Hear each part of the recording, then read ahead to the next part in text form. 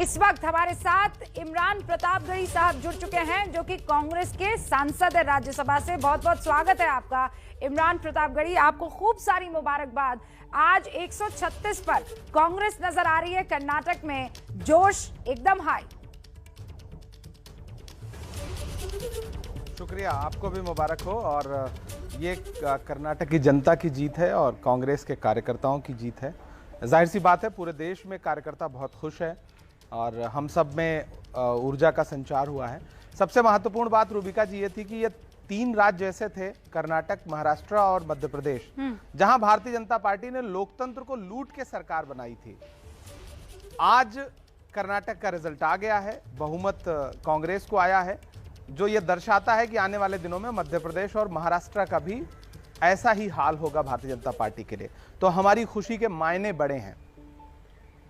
आप आगे की तरफ जो है, आपको लग रहा है कि अब कर्नाटक के बाद ये राह जो है वो बन चली है, वो निकल पड़ी है।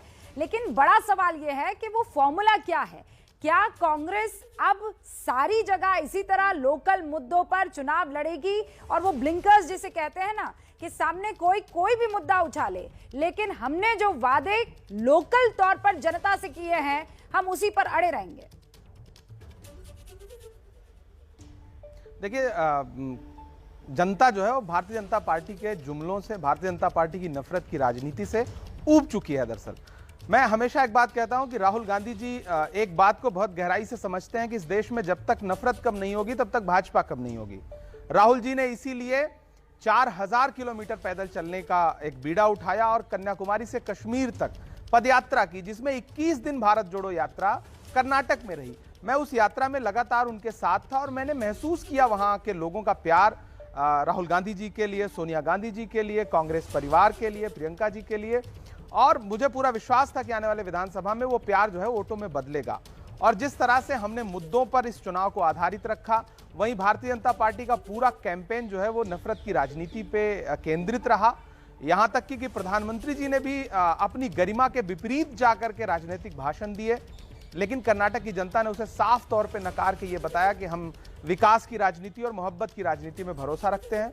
तो कर्नाटक पूरे देश को राह जरूर दिखाएगा, हमें पूरा यकीन है। लेकिन इमरान साहब, आप ये कह रहे हैं कि नफरत की जो दुकान है वो आपने बंद की है, तो उस लिहाज से एक बहुत बड़ा डेंट आपको बीजेपी के वोट शेयर पर डालना था। लेकिन सेक्युलर पार्टी जेडीएस, उसके सीट और उसके वोट शेयर पर भयंकर डेंट कांग्रेस का पड़ा है। तो क्या आप इस बात का आकलन आप कैसे करेंगे कि जितना नुकसान आपको बीजेपी को पहुंचाना चाहिए था, नुकसान उस लिहाज से आप जेडीएस को पहुंचा गए? देखिए, भारतीय जनता पार्टी का जो वोट शेयर आज है लगभग यही पिछली बार भी था। और कर्नाटक ने कभी भी भारतीय जनता पार्टी को बहुमत नहीं दिया था। जोड़ तोड़ की, गठजोड़ की सरकार बनाई थी भारतीय जनता पार्टी ने। तो मैंने तो शुरू में ही कहा, लूट करके लोकतंत्र को बनाई हुई सरकार थी।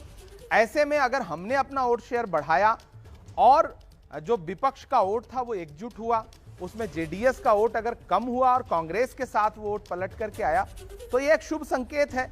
भारतीय जनता पार्टी के पास जो वोट शेयर था, वो अगर वोट शेयर है भी तो वो पहले भी नहीं जीता हुआ था। सरकार तो उन्होंने लूट के ही बनाई थी ना।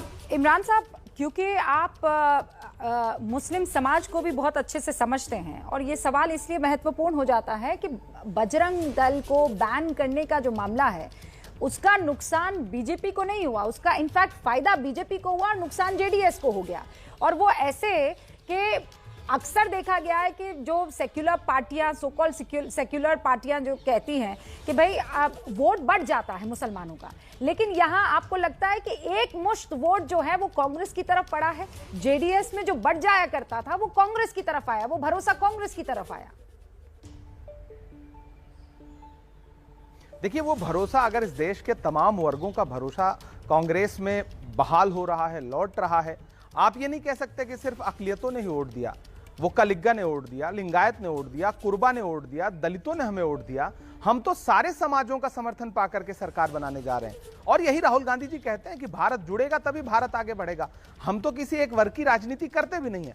हम पर ठप्पा लगाने की कोशिश करती है भाजपा। भाजपा हमेशा दोहरा चरित्र इस्तेमाल करती है। वो सबका साथ, सबका विकास की बात करती है, लेकिन अपने भाषणों में गृह मंत्री जी जिस तरह से मुस्लिमों को टारगेट करते हैं, क्या ये लोकतांत्रिक प्रणाली के लिए अच्छा है? उधर केरल में प्रधानमंत्री जी ईसाई पादरियों से मिलते हैं और इधर कर्नाटक में उनका विधायक कहता है कि ईसाई अगर इधर बढ़ेंगे तो हम हाथ तोड़ देंगे।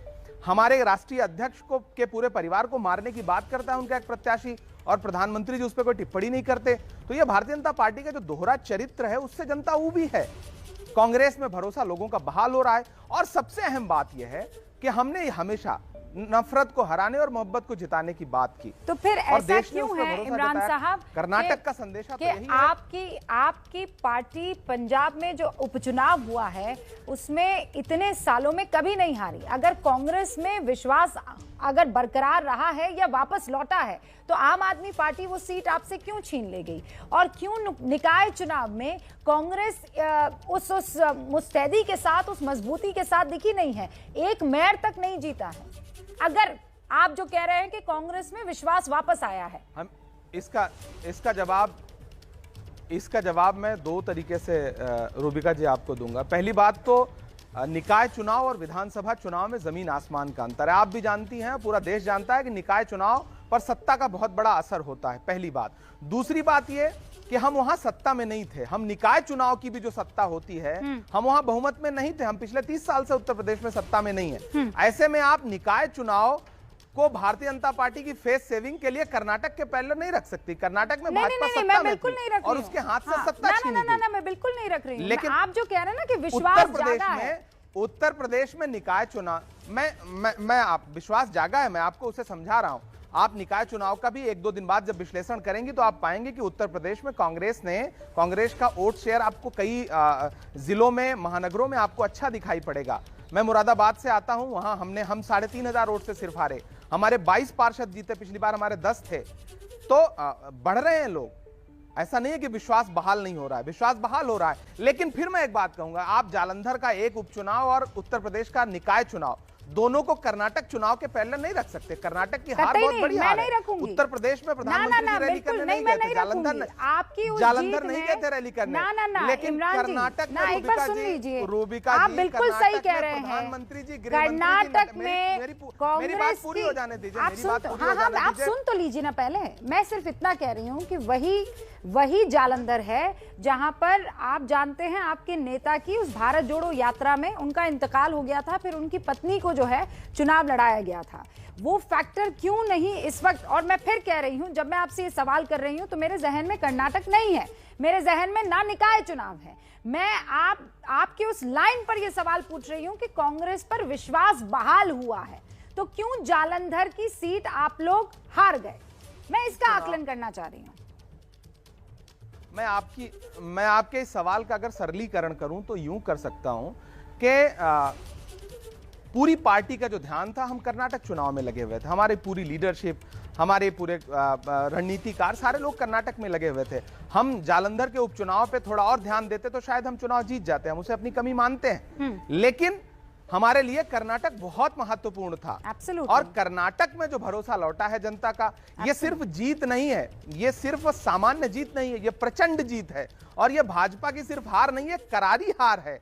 तब जब प्रधानमंत्री जी 40 के आसपास रैलियां कर रहे हो, रोड शो कर रहे हो, गृह मंत्री जी रैलियों पे रैलियां कर रहे हो, वहां पे डेरा डाल रखा था उन्होंने, जेपी नड्डा जी ने डेरा डाल रखा था, उसके बाद अगर इतना बुरी तरह से भाजपा हार रही है तो इस हार के मायने जालंधर उपचुनाव के तुलनात्मक रूप से बहुत बड़े हैं। हमें उस तरह से देखना भी पड़ेगा। नहीं, और तो ये जीत बहुत बड़ी इसमें जीत कोई है। दो राय नहीं है। भारत जोड़ो यात्रा का असर है। कर्नाटक की जीत इमरान प्रतापगढ़ी साहब कांग्रेस के लिए इस वक्त सबसे बड़ी जीत है।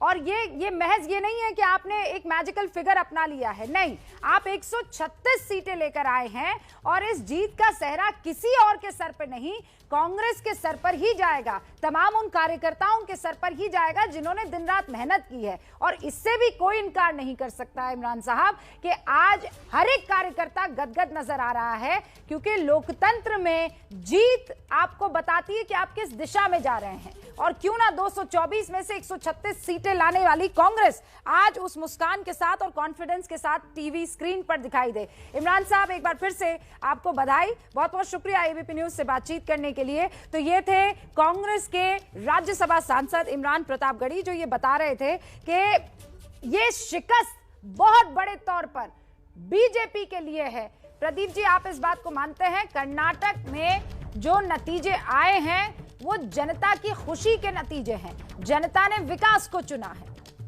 नहीं, निश्चित और रूप से ये बड़ी हार है बीजेपी की। इसमें